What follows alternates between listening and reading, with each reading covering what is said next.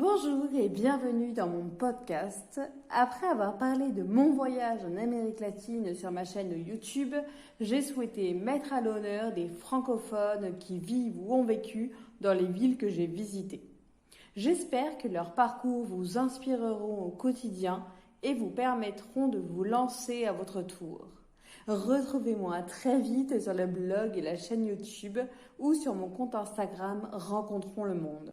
Aujourd'hui, nous continuons notre conversation avec Valérie, la gérante du restaurant Montmartre à Carthagène des Indes, la première ville de mon voyage. Dans ce podcast, on parlera des contrastes et des paradoxes de cette ville. Comment Valérie a-t-elle fait face au confinement? Elle nous parlera également de l'après-Covid. Comment s'est-elle réorganisée? Nous apprendrons dans cet épisode que le restaurant Montmartre n'est pas un simple restaurant de gastronomie française. Elle nous parlera également d'un atelier cuisine qu'elle a organisé avec des Colombiens. Donc pourquoi parce qu'à un moment on arrive à la trentaine et puis on a envie de changement. Et puis voilà, les choses de la vie font qu'à certains moments, il y a des opportunités et ou justement plus d'opportunités qui se présentent. Et donc il faut générer le changement quand on en a envie, quoi. Surtout que maintenant tu as le soleil, fini la grisaille parisienne. Voilà, fini le métro surtout. Fini le métro, boulot dodo, effectivement. Mais du coup, justement, parce que fini le métro, mais est-ce que tu peux nous parler d'une journée type que tu as, par exemple, à Carthagene des Indes? En ce moment, on va dire les journées type avant la pandémie. Ça fait 5 ans que j'ai ouvert, donc 5 ans que j'ai ouvert, donc mes journées type en début de projet, on va dire vers 2015, n'étaient plus pareilles que celles en 2019, on va dire. D'accord. Mais parce que j'avais mon équipe qui connaissait exactement ce qu'ils avaient à faire, leur boulot, etc. Je pouvais désormais me permettre de pas forcément venir tous les matins, mais sinon une journée type, j'arrive le matin, j'organise le boulot, je supervise, je passe les commandes, une journée type de quelqu'un qui a un restaurant en fait. Oui. On termine en général assez tard. Alors moi j'aime bien être ici parce que c'est si chouette que les clients puissent parler avec eux, on puisse voir comment ça se passe. Et puis tu sais, comme on dit, quand le chat n'est pas là, les souris dansent. Donc c'est mieux quand tu as un business d'être là et d'être attentif à ce qui se passe. Mais je pouvais totalement désormais me permettre de pas venir certains jours parce que j'avais d'autres projets à gérer ou d'autres choses à faire. Au démarrage, c'était évidemment pas trop le cas. J'ai passé beaucoup de temps en cuisine aussi au cours de ces 5 ans et demi. Donc, comme je te dis, c'est des horaires assez intenses. Tu arrives en général vers 10h du matin et tu sors à 11h30 du soir, quoi. C'est des grosses journées. Oui, effectivement, c'est des grosses journées. Voilà. Mais bon, comme je te dis, là, sur les derniers mois, d'ailleurs, quand la crise du Covid s'est déclenchée, j'étais, du moins quand tout a commencé à fermer, etc., j'étais en France. J'avais l'intention de prendre un petit mois de vacances et que c'était pas forcément assez fréquent de partir. J'avais organisé des vacances, mais j'ai dû rentrer évidemment après une dizaine de jours à peine. Parce que quand tu dis que ce n'était pas fréquent, là, c'était tes premières vacances depuis très longtemps, en fait? C'était les deuxièmes. D'accord, les deuxièmes en 6 ans? Ouais. Ah oui, effectivement. Ça veut pas dire que je ne prends pas j'ai pas pris 2-3 jours de temps en temps, mais des vacances un peu longues, si, ouais. Non, bien entendu, mais là, le fait de venir en France, de partir quand même un mois en vacances, c'est vrai que tu peux pas te le permettre souvent, surtout que la Colombie et la France ne sont pas des pays voisins. Ouais. Le tourisme, c'est vraiment ce qui fait vivre la ville de Carthagène. C'est la première ville touristique du pays. Oui. Donc c'est vraiment le secteur le plus porteur. Pas en ce moment, mais... Non, effectivement, en ce moment, on rappelle, en période de crise, et c'est encore le confinement. Toi, tu es encore confiné en Colombie? Oui, en fait, on a fermé quasiment en même temps que la France, mi-mars, alors qu'il n'y avait pas du tout autant de cas qu'en France. Et là, on est toujours officiellement en confinement. Ça a été reporté plusieurs fois. Là, normalement, c'est jusqu'au 1er août. Oui. S'il ne reprolonge pas. D'accord. Et aujourd'hui, on vient d'apprendre que normalement, les vols étaient reprogrammés pour septembre, mais que finalement, ce ne sera pas en septembre et ce sera plutôt en novembre. Donc, la situation est un peu compliquée. Oui, vous avez un peu les informations en compte-gouttes, en fait. Oui, les informations arrivent au moment où les décisions politiques sont prises, Tout à fait. mais ce qui ne change pas la situation qui est vraiment extrêmement difficile. Beaucoup de collègues ont dû fermer leur business, certains sont repartis en France, ou en France ou que ce soit qui vivent. Donc beaucoup d'entreprises ont mis la clé sous la porte, vu les décisions là, qui sont prises et qui arrivent progressivement, où on nous dit quelque chose et puis le mois suivant, finalement, c'est reporté de 2-3 mois. C'est compliqué de se projeter et de continuer à survivre dans ces conditions. C'est un autre thème. C'est un thème, on va dire, mondial. Bien sûr.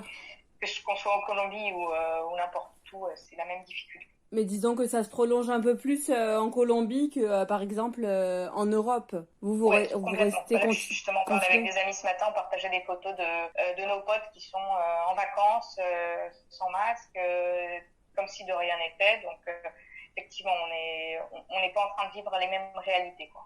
Exactement, et puis il y a des pays qui sont plus ou moins touchés, comme les pays dont tu parles actuellement d'ailleurs. Et les personnes dont tu parles qui ont dû mettre la clé sous la porte, ce sont particulièrement des Français ou il y a aussi des Colombiens? Non, c'est tout le monde. C'est la nationalité de ton business ou de qui tu es n'a rien à voir avec le fait de fermer ou de rester ouvert. C'est le fait que ici à Carthagène, les charges fixes, c'est-à-dire les loyers, les services, ce qu'on appelle servicios, qui sont l'eau, le gaz, l'électricité, les impôts, tout est extrêmement coûteux. D'accord. On pense que parce qu'on est pays en développement, c'est plus abordable, mais pas du tout. En fait, l'électricité ici à Carthagène est extrêmement, extrêmement chère. D'ailleurs, que tu consommes pas beaucoup, hein, c'est un peu pareil. Et les loyers, qui plus est dans le centre historique, sont extrêmement, extrêmement élevés. Donc, ne pas pouvoir facturer, donc faire de vente, mais avoir les coûts fixes qui restent à peu près les mêmes, ça ne te permet, il n'y a aucun business plan qui peut te permettre de subsister dans ces conditions. Donc, peu importe que tu sois français, que tu sois étranger, que tu sois colombien, c'est une question juste de logique financière, quoi. C'est vrai que la crise, malheureusement, elle touche un petit peu tous les secteurs, et en particulier le secteur du tourisme, parce que tout le monde le sait, les frontières sont actuellement fermées, donc les hôtels, ils peuvent plus recevoir de public. Les restaurants, j'imagine qu'il y a de moins en moins de personnes. On peut pas, en fait. Ce qu'on peut faire, c'est juste de la vente à domicile ou à emporter, mais on ne peut pas recevoir de public dans l'établissement, et de toute façon, les gens ne peuvent pas sortir. À part ici, on travaille sur le pico y cédula, c'est-à-dire en fonction de ton numéro de cédula, le numéro par lequel se termine ton identifiant de carte d'identité. D'accord. Tu peux ou pas sortir, à part si tu as un permis de la mairie pour travailler. Comme moi, par exemple, j'ai un permis pour pouvoir venir dans mon restaurant et travailler si jamais j'ai des commandes pour de la vente à domicile. Et si tu peux travailler de chez toi, tu as un jour tous les 10 jours environ pour sortir et faire tes courses. D'accord. C'est plus ou moins respecté, mais bon, c'est la règle. Oui, effectivement. Et tu parlais par exemple tout à l'heure de l'électricité qui est très chère, des appartements, les loyers sont également très chers. Est-ce que tu peux nous dire par exemple combien est-ce que ça coûte, par exemple, je ne sais pas, d'avoir un studio à Carthagène, si on peut avoir une comparaison par rapport à la France, même si effectivement je sais que ce n'est pas le même continent. Par exemple, on a parlé à Boca Grande, un petit appartement, une pièce, une chambre et un salon, etc. À Boca Grande, oui. Ça te coûtera, je pense, dans un immeuble décent, on va dire, hein, pas Bien sûr. Dans un peu joli, pas non plus luxueux, mais voilà, on va dire un immeuble, sans piscine ou autre luxe. Ça va être minimum 1,5 million, environ 1,5 million de pesos, qui correspond à, on va dire 600 €, je dirais. D'accord.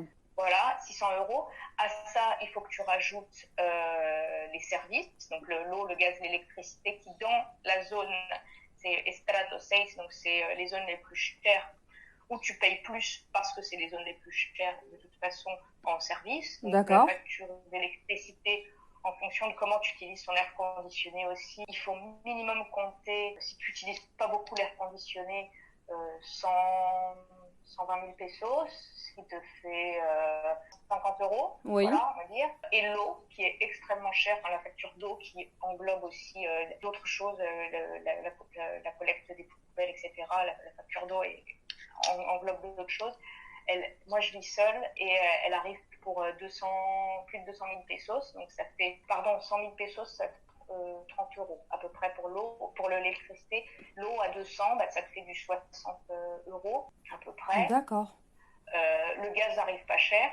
Oui. C'est une babiole, c'est entre 10 et 20 000 pesos, donc c'est rien.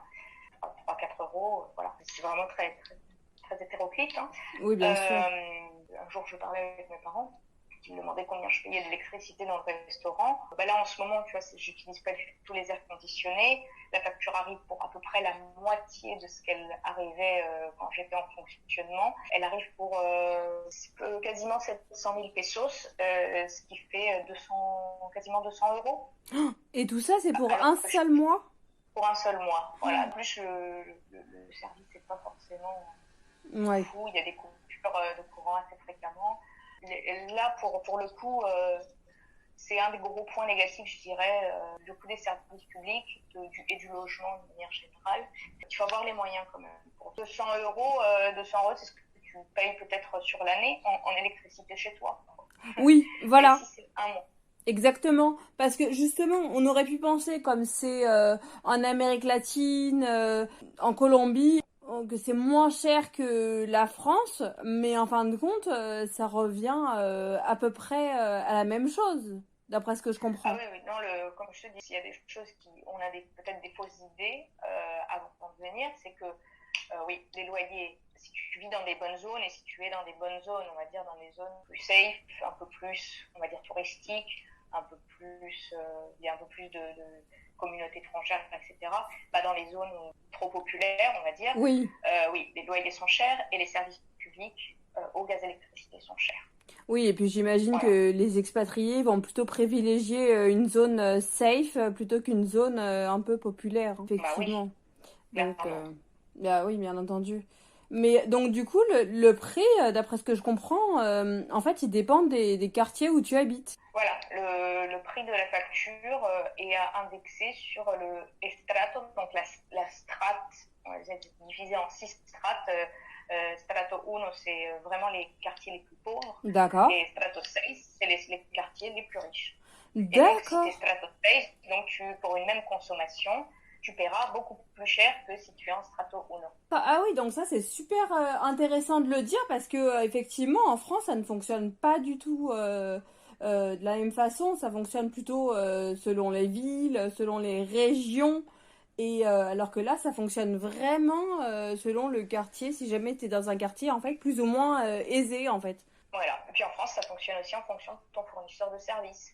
Tout à fait. Il n'y a qu'un seul fournisseur de services d'eau, de gaz et d'électricité. Donc tu n'as pas le choix, tu dois payer ça et si tu ne le payes pas, il te coupe. Donc c'est voilà. D'accord, oui, donc c'est un fournisseur qui a le monopole du marché en fait. Exactement. D'accord. Et sinon, tu me disais lors de notre premier appel que Carthagène des Indes est vraiment une ville pleine de contrastes. Est-ce que tu peux nous en parler un petit peu plus? Et comme je le disais tout à l'heure, c'est la première ville touristique du pays. Et cependant, c'est quand même une des villes les plus pauvres du pays aussi. Donc voilà, on a dans le centre du moins des magasins super luxe, des hôtels super luxe. Et tu passes la India, tu passes les premiers ponts en dehors de la muraille et t'as des petits bidonvilles, quoi. Donc c'est effectivement une ville un peu paradoxale de ce point de vue-là. Mériterait d'avoir des politiques un petit peu plus incluantes. Oui. C'est un problème qui me dépasse à mon niveau. Ouais, bien sûr. Oui et non, parce qu'à notre niveau, on peut aussi faire des choses.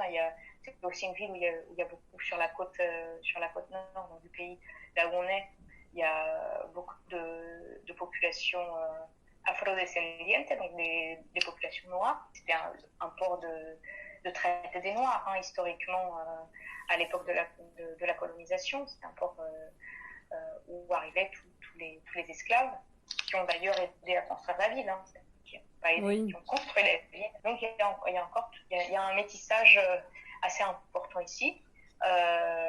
Cependant, il y a toujours énormément de racisme, de classisme aussi, hein, et malgré tout, ça continue de se noter dans les comportements des populations blanches, qui sont en général les populations les plus riches. Oui. Donc je dis on ne peut pas y faire grand-chose. Si, on peut tous y faire quelque chose à notre niveau. Je me souviens qu'ici, quand j'ai ouvert, tous mes employés sont colombiens. Plusieurs sont noirs, métis ou autres. Et je me rappelle que Heidi, qui est ma responsable de cuisine, qui a commencé avec moi, c'est mon employée la plus ancienne, qui a commencé et qui a gravi les échelons progressivement. On confirme, elle était responsable de cuisine au tout début, donc il y a quasiment 5 ans. Elle a commencé comme personne qui est femme de ménage, on va dire. D'accord. Et elle est passée un peu en cuisine, voilà. Et puis elle a gravi les échelons en 5 ans, 4 ans et demi. Et elle est responsable de cuisine. Elle est cabeza de hogar, donc c'est la mère de famille en charge. D'accord. Voilà, et tout. Et Heidi, je me rappelle, elle était interloquée par le fait que après le service du midi, je m'asseyais avec eux et je mangeais. Parce qu'en fait, nous, on n'est pas du tout habitués. Vous êtes la chef. Ah oui. Je dis, quoi je suis la chef. Oui, mais je mange avec mes employés. Vous êtes mes équipiers. Vous êtes ceux qui font tourner un resto. En fait, ils sont habitués à être traités comme tu manges dans l'arrière-boutique. Quoi. Et puis, les traiter comme des gens normaux. Quoi. Ça paraît aberrant de devoir dire Bien ça sûr. en 2020. Mais non, il y a beaucoup de... alors, mes collègues, mes amis, en général expats, partagent évidemment mon point de vue. Il y a beaucoup on va dire, de patrons, on va dire, colombiens avec ces racines et cette culture un peu plus ancrée qui feront pas ça. Et ça leur passerait pas à l'idée de manger à la même table que leurs employés de service. Ah oui. Ouais, c'est vraiment des mentalités complètement différentes en fait. Hein. Voilà. Donc j'espère que progressivement ça change. Mais voilà. Donc si on peut tous faire quelque chose, au-delà de ça, effectivement, à un niveau beaucoup plus global, politiquement, c'est plus de mon ressort. Il faut faire en sorte que les ressources de la ville, qui est une ville riche, soient utilisées de manière pertinente et incluent les populations les plus défavorisées. Voilà, ça c'est autre chose. Et pour faire une petite parenthèse concernant le confinement, parce que j'imagine que tu as dû te réorganiser, d'ailleurs tu m'en avais parlé lors de notre premier appel, est-ce que tu peux nous en dire un petit peu plus ? En termes d'organisation, on va dire staff, comme je te disais, tous mes employés ont décidé de prendre leur solde de tout compte. Donc, oui. Je travaille seule depuis 4 mois parce qu'il n'y a pas assez de ventes. En fait, avec les domiciles, les ventes à domicile, ça représente à peine 10% de ce que je pouvais facturer normalement. D'accord. Donc ça ne justifie pas d'avoir des employés parce que en fait je pourrais pas les payer. Oui. Déjà je peux pas payer les factures, donc je peux pas payer autre chose de plus, quoi. Et c'est important aussi, j'imagine, d'avoir un peu d'argent de côté comme pour faire face par exemple à la crise sanitaire que l'on vit actuellement. Oui, bien sûr. Alors, après, la crise qu'on vit, c'est quelque chose, je pense, que personne n'a anticipé. Enfin, bien sûr. C'est quelque chose d'avoir un peu d'argent de côté pour 1 ou 2 mois il n'y a pas beaucoup de ventes. Là, on va avoir quasiment 4 mois d'être fermé. C'est autre chose d'avoir de l'argent de côté pour pallier 4 mois, voire plus, de zéro activité. Juste, c'était impensable et c'est pour ça que beaucoup de restaurants ferment. Les restaurants n'ont pas beaucoup de fonds de roulement d'habitude. Hein. Les marges qui sont faites par les restaurants ne sont pas énormes. Tout le monde croit que oui et que c'est cher les restaurants. Non, il y a beaucoup de frais fixes. Comme je disais ici, en plus, ils sont très élevés. Tu as des employés, tu as les coûts de ce que tu achètes, c'est-à-dire de la nourriture que tu achètes et que tu transformes. Les marges ne sont pas énormes, donc évidemment, les fonds de roulement est pas très élevé. Et puis là, je pense que c'est le cas de beaucoup de mes collègues aussi, si ce n'est tous. on a eu le choix, soit on suspendait les contrats de nos employés, donc s'ils étaient d'accord, c'est-à-dire qu'ils continuent à être sous contrat avec toi, tu les payes pas, mais tu continues de leur payer les prestations sociales, D'accord. la santé et la retraite. D'accord. Personne n'a accepté, enfin du moins dans mon cas, et ils ont tous préféré avoir leur solde de tout compte. Oui. Je travaille seule depuis 4 mois. D'accord. Parce qu'il n'y a pas assez de ventes. En fait, avec les domiciles, les ventes à domicile, ça représente à peine 10% de ce que je pouvais facturer normalement. D'accord. Donc ça ne justifie pas d'avoir des employés, parce que en fait, je ne pourrais pas les payer. Oui. Déjà, je ne peux pas payer les factures, donc je ne peux pas payer autre chose de plus, quoi. Donc là, ta trésor, évidemment, elle en prend un sacré coup, parce que tu dois payer le solde de tout compte de tous tes employés, donc ça ne plus rien. Et voilà, mais après, il faut toujours payer l'eau, le gaz, l'électricité tous les mois, et le loyer. Oui, bien sûr. Donc, voilà, personne ne pouvait imaginer une situation comme celle-là. Je pense que ceux qui n'ont pas d'entreprise, peut-être à eux, ne se rendent pas compte, mais c'est catastrophique en fait. Ah oui, mais c'est une catastrophe, ce qu'il se passe et dans le monde entier. En plus, certains pays ont moins été touchés, mais effectivement, ça restera une catastrophe, effectivement. Et économique et sanitaire, quoi. Tout à fait. Et j'ai une petite question. Dans ton restaurant, tu proposes de la gastronomie française, mais est-ce que tu proposes également des spécialités colombiennes ou caraïbéennes? Oui, alors il y a quelques plats, effectivement, qui mélangent un peu les saveurs, parce que c'est un peu l'idée de travailler avec les produits locaux, oui. en proposant des plats à tradition française, on va dire.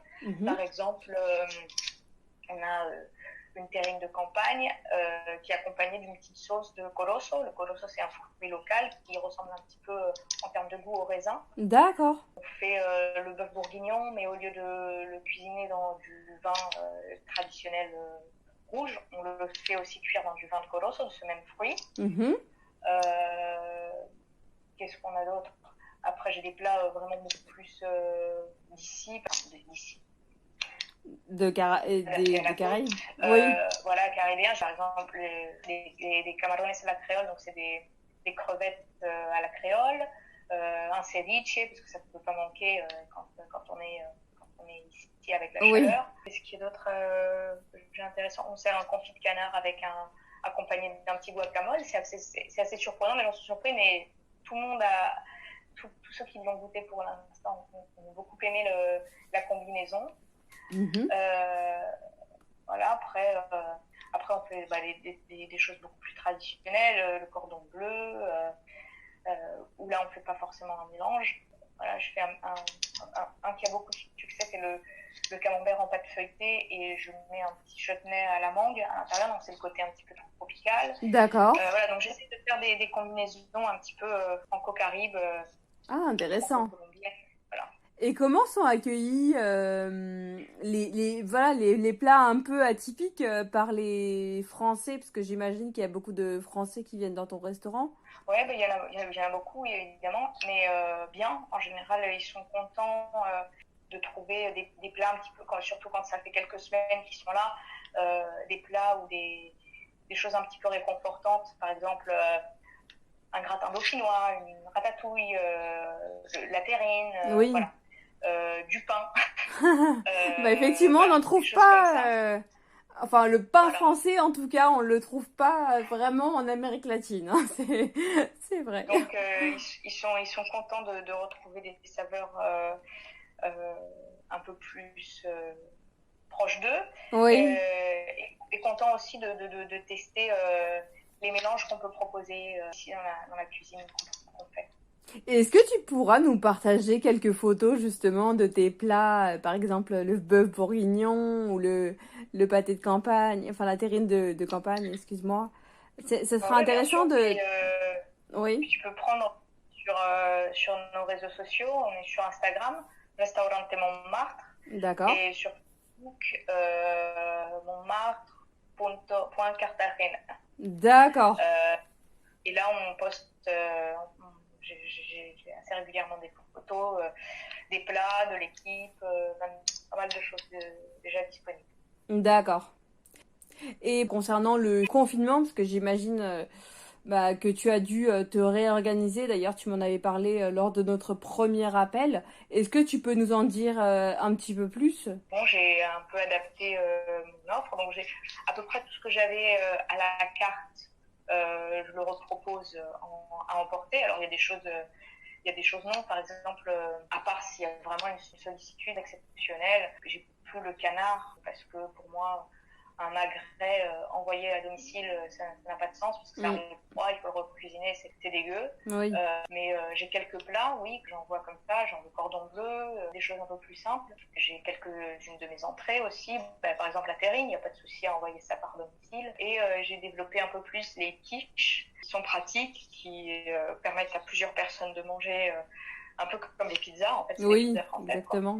Et une offre de sandwich que j'avais déjà sur Rappi, l'équivalent de Deliveroo, donc que je continue à vendre.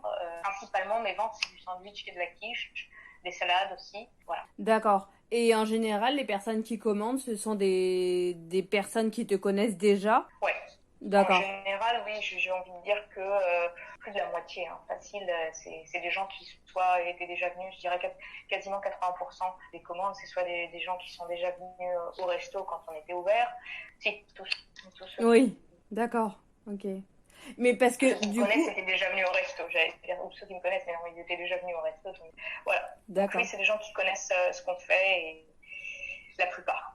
Oui. Et puis de toute façon, comme on est là depuis 5 ans, à part si c'est quelqu'un qui est resté enfermé ici de manière non voulue, c'est-à-dire quelqu'un qui était en transit et qui ne connaissait pas le restaurant, la plupart c'est des gens qui habitent ici, donc qui a priori connaissent un peu le resto. Et ce sont des Colombiens et des Français qui commandent tes plats? Tout le monde, des Colombiens, des Français, des expats. Et d'ailleurs, tu as organisé un atelier cuisine, si je me rappelle bien, le 14 juillet. Est-ce que tu peux nous en parler un peu plus? Comment est-ce que ça s'est passé? Est-ce que ça peut être intéressant? Quelque chose qui était organisé par l'Alliance française, qui est à 2 pas du resto, avec qui on travaille assez régulièrement. Quand il y a des événements, je fais en général des offres de traiteurs, quand il y a des événements culturels ou avec par exemple l'ambassadeur qui vient visiter Carthagène, etc., où il y a un petit événement. J'ai fait plusieurs fois des petits cours de cuisine, des petites sessions cuisine à l'Alliance. Et là, avec le confinement, effectivement, et l'excuse du 14 juillet, fête nationale, on a proposé un cours sur Zoom d'1h30 à peu près, quasiment 2 heures, de quiche et mousse au chocolat. D'accord. Le temps que la quiche cuisait, on a fait une petite mousse au chocolat rapide. Voilà, donc il y a eu une 50aine, je crois, de participants. L'idée, c'était que les gens passent en même temps. J'avais envoyé les listes d'ingrédients et de matériel et d'ustensiles. Il y en a pas mal qui ont réussi à suivre le rythme et qui ont fait en même temps. D'accord. Le résultat était pas mal. On a eu des photos, des réalisations et c'était chouette. Les gens ont bien aimé. On va peut-être en faire un autre bientôt, un autre thème. Je sais pas encore. On va faire un peu de passer le temps. Bah oui, non mais effectivement, et puis je trouve que c'est aussi une très très bonne idée, mais concernant les ingrédients, parce que j'imagine que c'est des recettes un peu françaises, est-ce qu'ils ont réussi à trouver les ingrédients qui se rapprochaient le plus de ce que l'on peut trouver en France? Oui, on trouve vraiment de tout ici. Alors, il y a des choses qu'on trouve plus difficilement. Par exemple, le fromage français, non, c'est difficile à trouver. C'est en général importé et c'est en général extrêmement cher. Oui. Mais on trouve des équivalents. Moi, je suis une folle du fromage, donc ça me manque beaucoup et c'est un peu frustrant parfois. Mais bon, on arrive à trouver des équivalents sur beaucoup de produits. Mais par exemple, pour faire une quiche, il n'y a pas besoin de grand-chose qui justifie une importation. En fait, il faut du lait, de la crème, oui, du œuf, effectivement, de la farine pour faire la pâte. Et voilà, et au lieu de prendre du gruyère, on prend un fromage local qui fait aussi bien l'affaire. Et puis le lard, on en trouve ici, le lardon. Donc voilà, on trouve de tout. Effectivement, c'est un produit bien spécifique. C'est peut-être un peu plus compliqué, mais... Bon là, en tout cas, ça s'est bien passé pour la recette. Et tu as pu avoir les petites photos. Ouais, les gens ont bien réussi, enfin ceux qui ont produit en même temps, en tout cas, on m'a envoyé des photos, ils étaient très contents du résultat et du goût. D'accord, bah ouais, effectivement, parce que le goût c'est quand même important hein, quand on fait une Quand on recette. fait à manger, ouais. Ouais, c'est vrai. Je remercie encore une fois Valérie d'avoir accepté de répondre à mon interview. J'ai pris beaucoup de plaisir à converser avec elle. N'hésitez pas à me faire part de vos retours. Vous pouvez également m'encourager en me laissant un petit commentaire sur votre plateforme d'écoute. Si vous souhaitez témoigner ou entendre un francophone qui vit ou connaît l'Amérique latine, contactez-moi via les réseaux sociaux Rencontrons le Monde. Par ailleurs, vous pouvez retrouver les photos du restaurant et des spécialités franco-caribéennes dès maintenant sur Instagram. Je vous conseille fortement de vous abonner à ma chaîne et de rester connecté car dans le prochain épisode, on parlera de Carthagène des Indes hors des sentiers battus et Valérie nous partagera ses bonnes adresses. À bientôt!